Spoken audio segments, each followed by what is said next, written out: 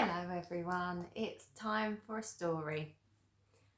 And the story I've chosen is The Three Little Pigs. Now, you may know this story, but you might not know this version. So let's see. I also have my own little pig joining us. He's going to listen to the story with you. Make sure you're comfortable and we'll begin.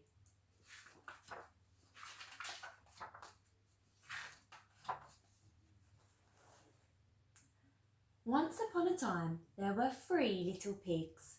They were brave, they were bold, but they weren't very big. One fine day, the little pigs set off to see the world. Goodbye, Mother.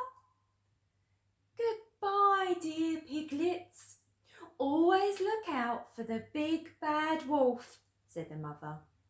He's bad, he's big, and he'd love to eat a tasty little pig. The three little pigs hadn't gone far when they met a man carrying a heavy load of straw. I could build a very fine house with that straw, said the first little pig, and he did. The two little pigs set off, leaving their brother at his house of straw. Before long, a man came by with sticks on his back, piled ever so high. I could build a very fine house with those sticks, said the second little pig, and she did. The last little pig set off, leaving his sister at her house of sticks. Soon he met a man carrying a load of bricks. I could build a very fine house with those bricks, said the third little pig, and he did. It's hard work. Meanwhile, who was creeping up to the house of straw? It was the big bad wolf. Little pig, let me come in, he growled. No, by the hairs on my chinny chin. I won't let you in, squeaked the first little pig. Then I'll huff and I'll puff and I'll blow your house down, roared the wolf. Help! And he did. That was the end of the first little pig.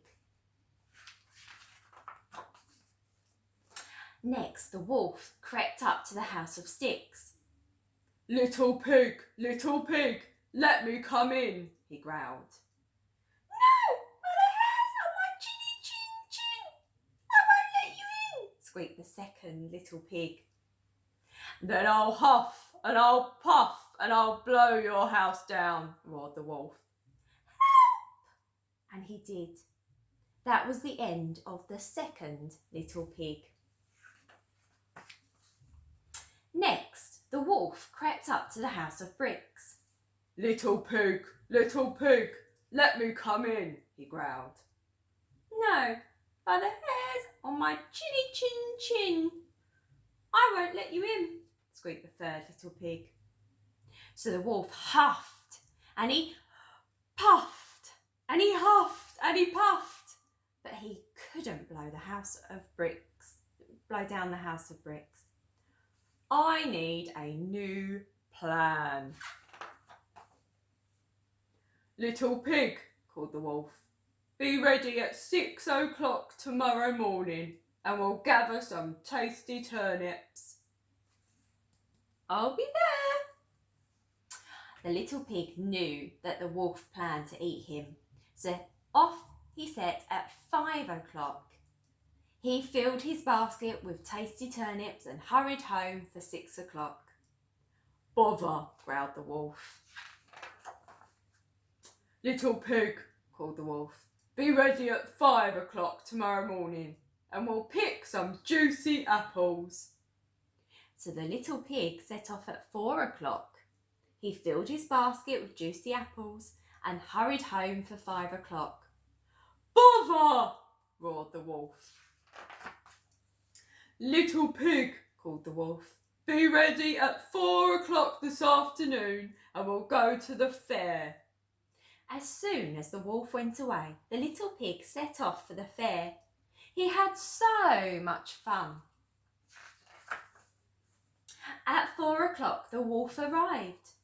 Just then, the little pig rolled back from the fair inside a barrel and he bowled right over the wolf. Quickly, the little pig ran indoors. Now the wolf was really angry. He climbed onto the roof. Little pig, I'm coming to eat you up, he shouted down the chimney. Indoors, the pig put on a pot of water to boil. Suddenly, the wolf fell down the chimney into the pot of boiling water with a crash and splash. That was the end of the big, bad wolf. And the little pig said, now I can live happily ever after in my very fine house of bricks. And he did. Home sweet home. He was a clever little pig. Now, this afternoon, you could think about which materials you could use to build your own house or a den. Have fun.